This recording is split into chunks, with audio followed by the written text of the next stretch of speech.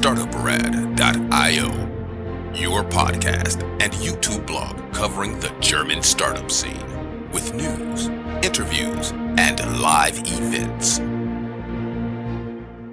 Hello and welcome everybody. This is Joe from Startuprad.io coming to you today with another subject matter expert.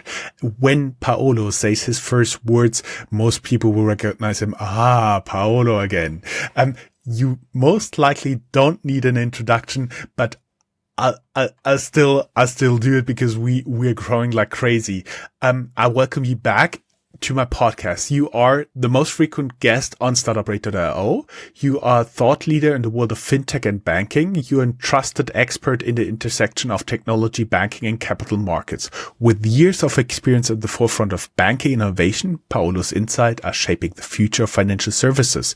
Today, we'll be discussing his latest research at the IBM 2025 Banking and Capital Markets Outlook and how it will influence the next generation of financial strategies.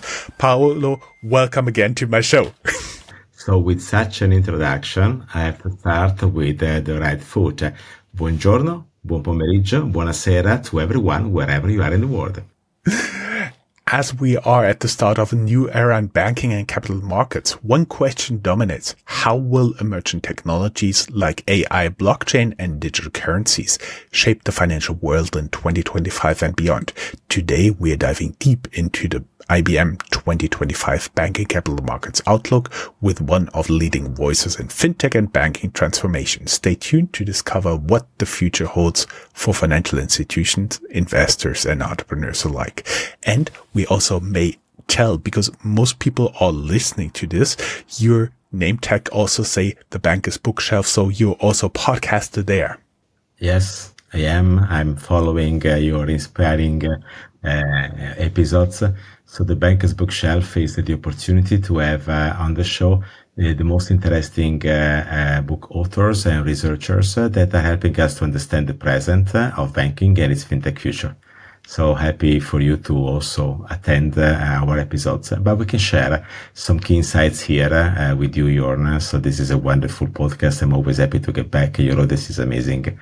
So let's make it happen. Happy to come over for recording to you. Paolo, in your recent research with IBM, you highlighted the growing importance of AI in banking. How do you envision artificial intelligence reshaping the landscape of banking and capital markets in 2025? Well, that's nothing new, right? So just to say that it's becoming important. Let's put it into perspective. So maybe this helps to understand where the industry is effectively leading to. If we go back 15 years ago, say at the start of the global financial crisis, which is always an important moment in time in the history of banking, back then banks realized that they could not operate the way they were operating before because their capability to generate revenues was much more reduced. I guess before there were few excesses. And so there was also the time when digitalization started. The iPhone was invented in 2007, more or less. So we saw a growing trend of people being more inclined to use the website or even start using a phone for doing some basic banking transactions. So for the banks was a no-brainer to say, hey, let's close branches, we rationalize because we can push some of those activities on a website and then on an app. But in essence, that didn't change the way banking was working. It was primarily a lift and shift of a branch on a digital architecture, which in many cases meant more investment in cloud computing and APIs to power up banking in a different way, not in the premises of a branch, but mediated by a technology piece. So that I would call digitalization of right. Of course, at the very beginning, banks were like, can I use cloud or not? Regulators learned that maybe that's important, so they started doing it. Banks realized that just having an app on a phone or a nice website doesn't mean that clients are comfortable in navigating through. So they started thinking we need to personalize that. So we moved from an age of digitalization of right into an age of personalization. And how do you personalize? You use AI. So they started using machine learning in particular to in a sense, manage the SEOs, so to create the content more relevant for the client, to streamline the processes, make onboarding a bit easier, less clumsy. So that's a period where AI starts entering the banking scene in variety of fields, but in particular there when you have to do banking activity on mobile, when you do a bit more automation, you need to streamline the processes. But still, that was not enough to shift a lot of important operations from a face-to-face branch onto the digital app. Now, if generative AI is famous for something, it's about communication, language. So I think that now we're entering the stage where we had years where we had digitalization to core as the key theme, years when we started talking about personalization, and we could use AI, machine learning in that respect. But now it's about communication in many cases. So how can you transform the way you effectively talk to clients? As well, I would say, the way you talk inside the organization. And that is where AI has now more capabilities to transform the way banks operate, because up to the past was sort of a linear approach in terms of plugging in an algorithm here and there where you could grab some value. Now you can rethink the way effectively everything works inside the bank and in front of the customers. Actually, as you said that, it kind of reminded me we first talked about cloud, yes or no, crypto, yes or no. Now we're talking AI, yes or no, and it was always a slow approval by the regulators, and then the banks went in more or less over time. And there's quite of misunderstanding there that come to the surface with time. We could have seen that at the very beginning, the strong of push of narratives around, but we see that. And if you think about cloud is not what many expect it to be. The economic model of cloud that doesn't hold through in many cases. Now private cloud can do as much as public cloud, and so I don't know what the hyperscalers are thinking. Actually, I see the hyperscalers trying to move on-prem, if you like, compared to the propositions before. Lots of institutions realized that with growing volumes, the thing was not operating as expected. So it's an hybrid cloud mix. The crypto world as well, of course, there was a lot of fantasy and excitement, and there is still for the pure crypto world, but now we're leaning towards a different aspect, which is around the regulated space with the CBDCs and the stable coins. So it's more like going there where it is traditional, though with technology, instead of taking a direction where it is completely revolutionary, right, but out of the mainstream. Some of these elements have been, if you like, digested inside the system as well. That's true, but it's very different from the early stages, proclamations of, if you like, total decentralization and transformation. And with AI, maybe it's the same, right? So we are going through phases to understand exactly what it does, what it can do, what it can do. It's so easy to get wrapped into a hype that doesn't help anyone but a few. AI, however, is different from the previous two because AI started in the 1950s, so has a longer track record, okay, in terms of usage and understanding. Even before generative AI was already part of banking. It was just talked maybe with less emphasis from the general public compared to what it is today. And what is happening is now the technology is becoming more accessible and more flexible, which typically is important when technology starts unfolding real value for transformation, because it cannot be just rigid, so it needs to be adaptable in a sense. Now, that adaptability is not risk-free. It requires professionality. It requires a good risk management approach. It requires platforms and architectures to execute it. And that's where we will see the differentiating elements. It's not about who has the best AI, but it's about who has the best way of using AI, which is a different type of investment in IT. AI is becoming more open source, is multimodal, is multimodal. So that's a story. But for a long while, we thought about the best AI is the best institution. It's the best way to use it. It's not the best. I actually totally agree with you when you talked about like the new technologies going into the old ways. What came to mind is the tokenization of securities that is currently ongoing. And I also thought about application of AI, basically it's a nightmare for a bank because you have to keep track on all the AI agents you have there. They're working there because not one agent from one department and an agent from another department do something like crazy, shifting money back and forth in the billions on seconds basis, and then you have a big mess. Nobody wants that.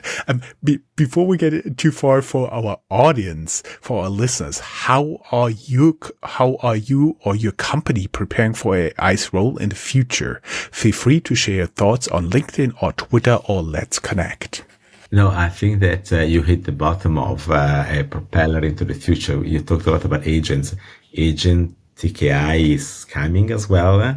We're not yet there, to have that complex system that operates through agents. But that's another interesting evolution of technology, which is getting more and more prone to make decisions which are unstructured, they're not part of a defined rule set, and take responsibility for that. Which could only be dreamt about years ago, now is becoming effectively a reality where people want to engage, down the road into that type of configuration is another story, but effectively this is happening as well. When I was thinking about how a bank could use AI, of course, what came to mind is like a lot of manual tasks done in the background. But then a lot of banks would need new systems where AI agents could access. Plus, you need to kind of a controller of all the AI agents, make sure they all work properly.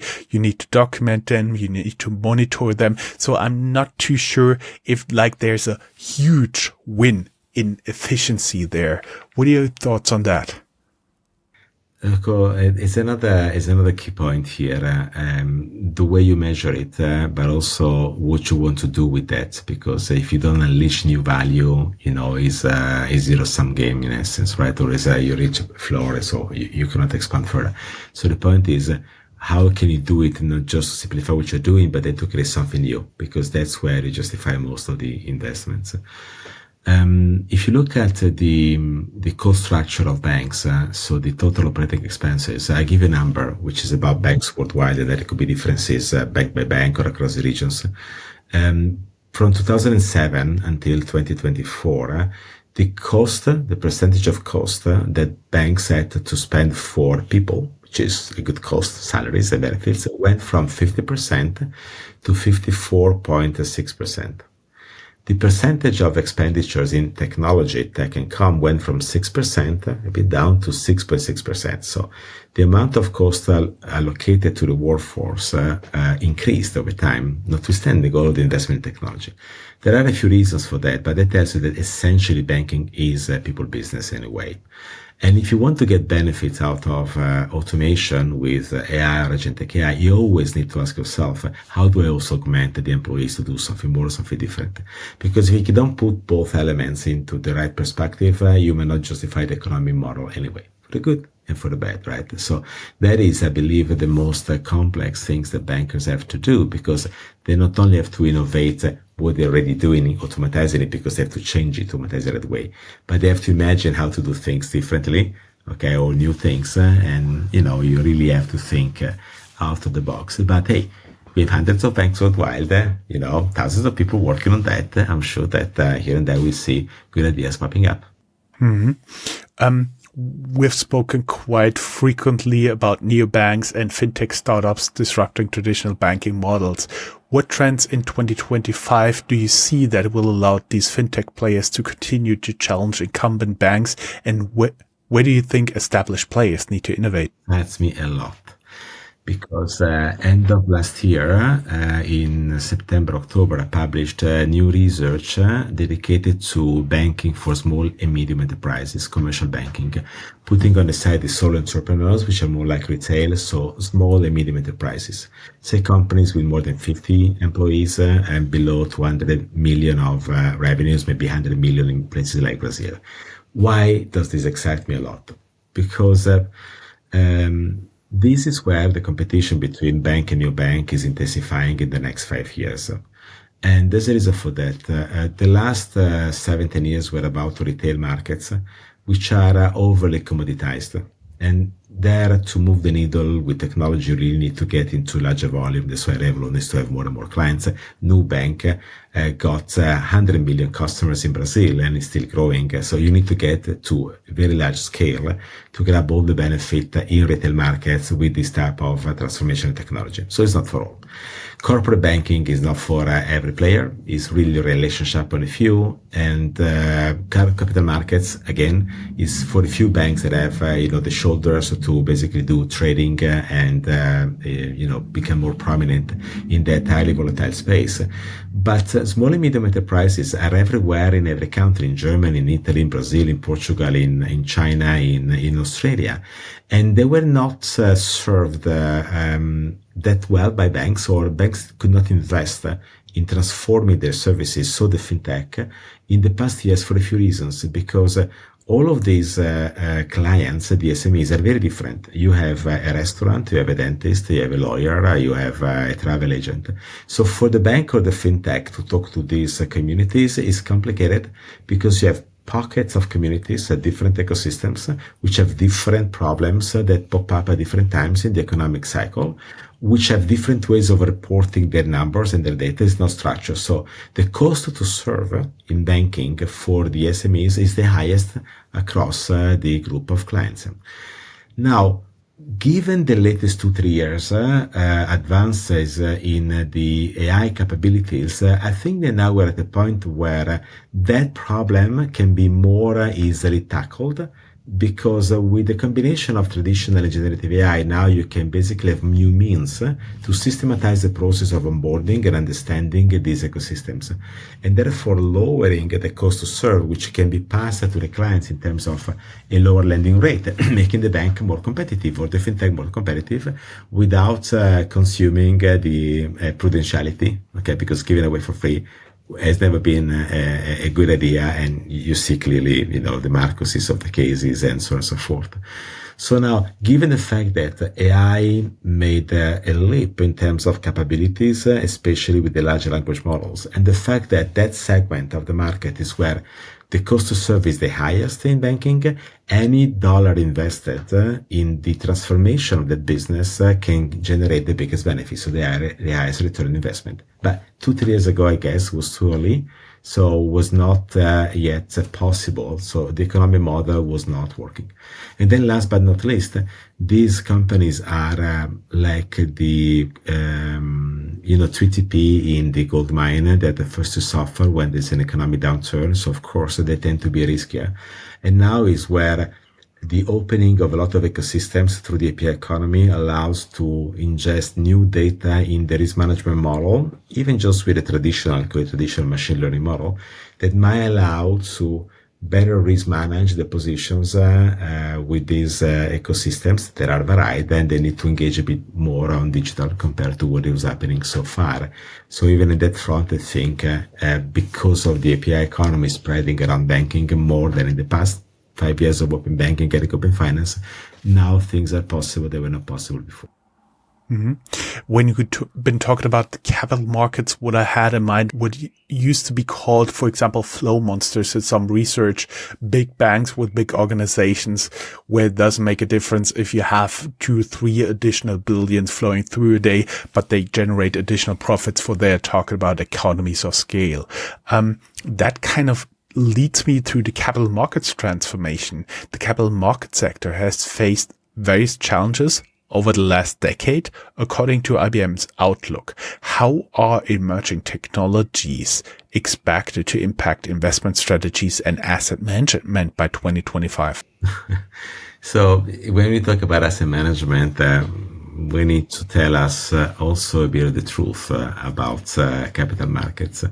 So this is an industry where few people pretend to know too much about the future and know nothing, because fundamental uncertainty is the structure of the market. And a lot of people, all of us, are afraid not to know anything about the future, but we know enough to be prudent in essence, right?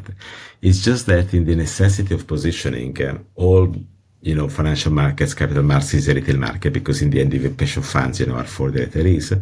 There is a way narratives are created and opinions are generated to talk to people. Now, the question becomes, do you have now a better capability to predict the future because of technology? That's not the point. I think you're not getting into more predictions. You can have more capability to compete algo to algo, which is different than predictive, but you still have the same old problems to basically position yourself in terms of understanding the market. What is changing, however, to me is the following. As every activity that happens in the upper space of capital markets needs to boil down into a conversation that has to be had with a client that needs to make a decision about their investing, is the capability to better inform people about how they can make their decisions in a world that is very uncertain, but testing the hypotheses, right, and creating more easy conversations, right, to grasp that can transform the way we are building the various bets in capital markets. So that is where I see the biggest transformation happening. For the rest, of course, modeling is always en vogue. What matters there is that the model of the bank that has the biggest shoulders, it becomes the dominant model because it's paid for pricing, and everybody else is a price taker. But I think that would be for banks a business as usual. We're not going to crack, if you like, the market. We have just one case of somebody that apparently solved the market. We don't know yet how he did that, whether he did that. Renaissance Technologies would be interesting to learn more, but we don't know much about that. But for the rest, I think that the structure in itself doesn't change. But what can change is the way people can access and advisors can talk to people, right, for a lower cost. They might transform the way they ask, basically, to tap into opportunities in capital markets, therefore changing, if you like, the average hour of the trading floors. When you talked about the person who sold the market, I'm very sure there are a handful of projects out there in the world where somebody's trying to train an AI to think like Warren Buffett. Well, Warren Buffett did not solve the market in a sense. There was more Renaissance technology, but Warren Buffett as well was very risky. Now, successful, you see, is very different process. Warren, you can make a lot of money because you're very concentrated in your bets, or you can lose a lot of money because you're very concentrated in your bets. And then overall, in the long time, if you buy the market, more or less, you are there. So Warren Buffett is an example where he was very specific in his bet, which could be very risky, but is a very complex thought process. It doesn't conform with high frequency trading or automated trading in that respect. And again, if you try to imagine what's beyond the curve, not knowing what will be beyond there, you try to imagine something which is not in the data. Then the data may inspire you, but you get your intuition to go beyond that, and that's very hard to be replicated, whether it can be replicated.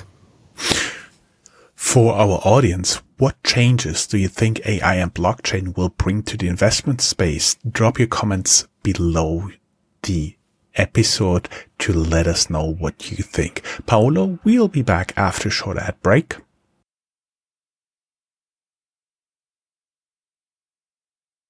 Paolo, guys, everybody, welcome for coming back. We're still talking to Paolo Sironi, thought leader, podcaster, and awesome person here on Startuprad.io, plus the most frequent guest. Now we get into, unfortunately, a little bit the boring but necessary part of this, the regulatory and risk management in AI. What AI and automation transformation? How do you foresee regulatory frameworks evolving to assure that AI-powered systems in banks remain secure, ethical, and compliant? I never thought that risk management is boring. Maybe a regulation could be. But whenever I completely forgot you are former risk manager. I'm so sorry. A lot of work to do and stuff. It can also be fun. And now, you know why it's not boring? Because being based on data, and data is always corrupted. So, you can get entertained, every day with something new problems popping up that you have to resolve. So, but it's a very important question because this question contains the solution to most of the problems. Let's start saying this. In the 1990s, CEOs of banks used to say that every one of their employees was a risk manager. Because risk management is the core business of a bank, managing the bank's risk or the risk of the clients. Now I'm saying every banker must be an AI risk manager. That means needs to understand how to manage the risk of AI, also the risk with AI, but how to manage these algorithms or this new way of working. And why is that important? I was actually talking to the global CIO of one of the top 10 banks in the world a few days ago. And we asked him the question, how do you, what is missing to scale AI enterprise-wide in financial institutions? And basically said, well, is the reinterpretation of the role of the CRO and the risk management area. Because AI being an algorithm, that's about validating the algorithms, right? And creating the confidence that the algorithm can be used and deployed, right, in a business process. And the confidence is to be higher and higher the more the business process is highly relevant. And typically, wherever you touch a client is one of the most relevant, model. And so it goes, in the past, the old risk management infrastructure was based on validation of defined algorithms. Think about Basel II, Basel III, Basel 26, which is a large set of rules that stick together. Then you run them, you test them, and then you can validate them. You know what they're doing, and you can prove that basically they do what they're expected to do. And that's a lengthy process, but it's very focused. With AI instead, it's not that you validate one AI. You have hundreds of different use cases in utilizations of that AI that needs to be understood and validated, where the data is used in slightly different forms, where the reactions and the positioning of the algorithm is differing from what you might expect. So how do you transform the risk management into a function that interacts in the continuum with the process? Now, if I now think about the regulators that are looking at all of this, the biggest challenge that they have is that they need to start understanding that the risk management function and the validation function needs to get transformed. It's not anymore a process where you define the rules, things happen, and then you revalidate when what happened conform with those rules, and so the algorithm also performs. It has to be more in the continuum, which poses a problem of independence, right, of the various functions. But the point then is, therefore, what are the platforms and architectures that would enable to make this renewed interpretation of the risk management function that interact with the way technology now asks you to basically interact with the problem or the opportunity that is different from the past. So I was very, very inclined to try and understand how many banks are now making those investments in a way that they can position themselves more capable of embracing this change anytime it happens, being strategic in their approach to AI and to generative AI. And what I found is that only 8% of the banks worldwide have a more strategic perspective and approach to the deployment of the latest advances in AI, while 70% of the banks wants to do it, but are very tactical. That means that they start here or there where there's more interest or some money on the table. And that's not enough, because it will not enable them to build that risk management culture that differentiates. In fact, what I saw is that it's not about the biggest banks versus the smallest banks. It's about the banks with a certain culture compared to banks without the culture. And the culture, big or small, is complex to build, right, and to, if you like, promote in an organization. So that's my answer to your question. That's how the regulators should change, but that is exactly where you find the solution to the problem, not because you have a compliance that makes sense, but because you have a culture based on this new interpretation of risk management that enable you to tap into what the technology can enable you to do with transparent comfort. In your research, you mentioned digital currencies. Central bank digital currencies will play a big role in reshaping the financial ecosystem. Can you give us like a very small wrap up? What are you thinking forward from here? Well, Minister Lagarde in Europe, at least for the European audience, said that in September, October, they will define the remaining shape of the roadmap. Okay, so on whether and how, basically more how than whether they will go ahead. So there are serious discussions in terms of the creation of CBDCs. Some of them have been created, not totally successful, right? But there is a need at the moment of experimentation. The only thing that I believe is to be considered here is the following. If you look at what the Brazilian did with the PIX, which is an instant payment framework that will evolve at some point into a CBDCs, but is not, they got massive adoption in a few years because they just resolved the real problem with simple technology in essence. Okay, that was the first thing to allow anyone to use instant payments, to bring the security and clarity in the transactions. CBDCs are a bit over-engineered as far as I see. So every time it is over-engineered, that has a harder time to fly. So still have to see where, the ambitions map the simplicity needed to operate these things on a very large type of infrastructure. The Americans now are moving in the direction, say no CBDCs, but a stablecoin. So it's interesting to see how they are positioning, and they are all still positioning, right? Positioning is moving, but is not executing in full. But I think the 2025 is the year where we will get clarity on this, at least across the Atlantic, in the perspective the European versus the North Americans. Also a topic we've been talking about years before. Embedded finance is another trend highlighted in your report. There's a growing integration of banking services into non-financial platforms. How will this change how consumers and businesses engage with those financial products? Okay, so embedded finance is an important element of transformation. It is not a one-size-fits-all in terms that not all of the banking services can be easily or seamlessly embedded into a non-banking conversation. And it's not about technology, it's about the way effectively people deal with uncertainty around the consumption of certain financial instruments. And it's not because people are not capable, need to be rewired, it's just structurally so, biologically speaking. So it has been an opportunity for banks to say what we have now can be consumed at the time and in the moment and in the location of need.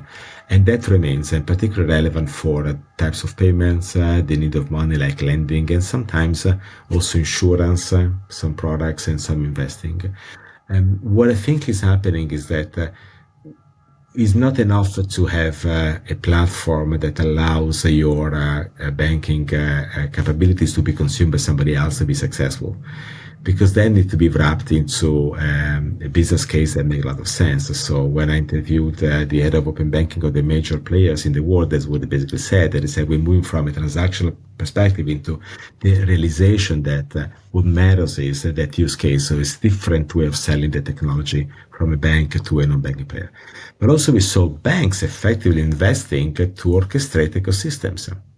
And that has been growing in the last 5 years. Not only DBS attempted, they made 5 of these. We have Chinese banks doing so, but also Bradesco with the agro that takes care of 50% of the Brazilian economy. Launched it 2 years ago, successful, making inroad into that type of business, and then thinking how to expand to different ecosystems. So we have State Bank of India with Yono, which is a marketplace for retailers that now is aggregating SMEs, so the merchants, into the platform. Both of them created an external entity to operate the platform, but that built the platform. Okay, so that's interesting. One thing that I want to say here, which I believe is important, I was talking to the head of a very large bank, I just don't want to mention it, they launched a few months ago a platform for the supply chain of SMEs. And the platform is intended to allow the SMEs to trade the one with the other. Now, of course, there was around the table excitement where we heard about that in terms of you're competing on payments, right? Because every time people transact, right, that's where they make the money. But the response was no. The point is not the payment. The point is my role is to lend as much as I can, keeping the risk under control. Okay. But to do so, I need to have data. So can I better understand the ecosystem if I have that ecosystem to be orchestrated digitally so that I can go back to the CEO of the bank and to his manager and say, hey, now maybe we have a way of understanding everyone in the context of the ecosystem. So we are more, if you like, comfortable in doing that business online. So you see, the value of these non-banking platforms not necessarily is the non-banking transaction, but maybe what it enables you in terms of risk management to do your more traditional business in a more substantiated way. So that I found very interesting. I always say that it is the opportunity to basically embed that, to eliminate the friction that makes the banking embedded, to generate new value, that the definition I have in banks and fintech or platform economies. So when I say new value, I mean new value is not the transaction, it's somewhere else. And that is an example that I just like to share. And I see bankers, more and more bankers are understanding this. It's a steady, long-term process, but it is happening.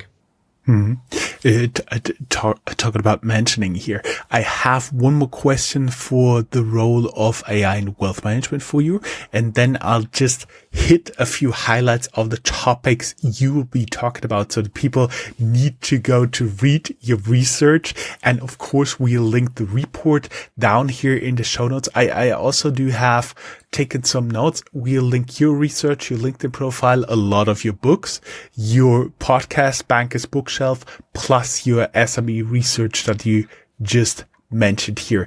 And now let us get to the last question I'll be asking you, the role of AI in wealth management. Looking ahead, how will AI and generative technologies impact wealth management, especially for individual and small to medium enterprises? Okay, so a very broad definition here, but let's say that in the wealth management space, you have the need of creating the products, okay? And there's a lot of compliance around that. So I do believe that now there are possibilities to better streamline and systematize the way a lot of this documentation is prepared and orchestrated. That doesn't mean that the banker is out of the equation, but the capability the bankers have to perform to systematize that the documentation is effectively augmented. And that's where I see a lot of basically use cases being deployed by institutions that are prominent in the wealth management space. There will be a time where there will be more effective communication. I think it will still take some time for that. But at least in terms of lightening up the compliance burden, there is an opportunity right now. Mm-hmm. And of course, as promised, I'll hit some of the other highlights you have in the research report: sustainability and ethical innovation in fintech, future investment trends, role of digital transformation in banking, global banking insights and regional differences, and emerging risks in fintech. As we're wrapping up this insightful discussion with Paolo, we want to hear from you. What are your thoughts on the future of AI in banking? How is your business preparing for those technological shifts? Let us know in the comments below, or connect with us on LinkedIn or Twitter using the hashtag banking2025.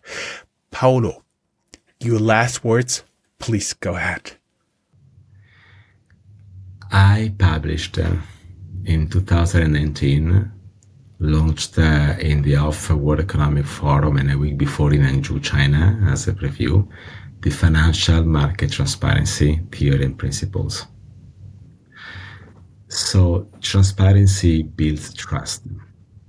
Not only transparency is a matter among people, but definitely is an issue with technology.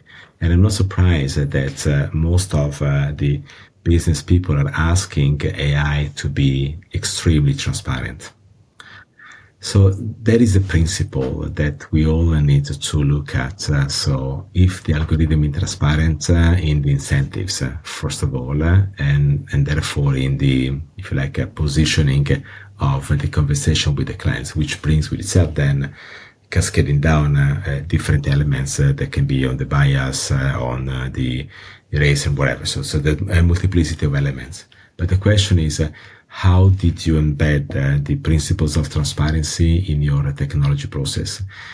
There is a reverse effect now, because by looking at technology and asking technology to be hyper transparent as it should, I see the bankers looking at themselves and therefore reviewing the way they position themselves in front of the client, because the moment you ask technology to replace what you do and be very transparent, they basically declare the incentive of the system.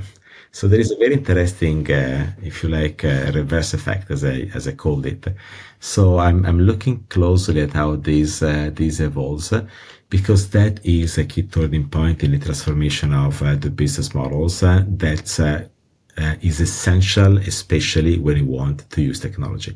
And that's the reason why I published the financial market transparency theory as a positive theory that enables to look at the markets differently, and it's positive theory because it can be transformed into a business model. And I discussed those business models in my latest book, Banks and Fintech on Platform Economies, looking at contextual banking and conscious banking, embedded finance and advisory platform. So it all is consequential. So really, by asking it to be transparent, we have as a reverse effect, if you like, an opinion about how transparent they've been as bankers.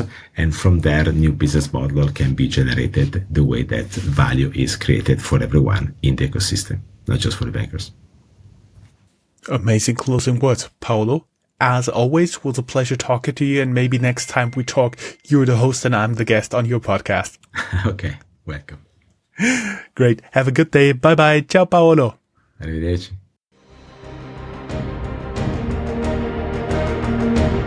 That's all, folks.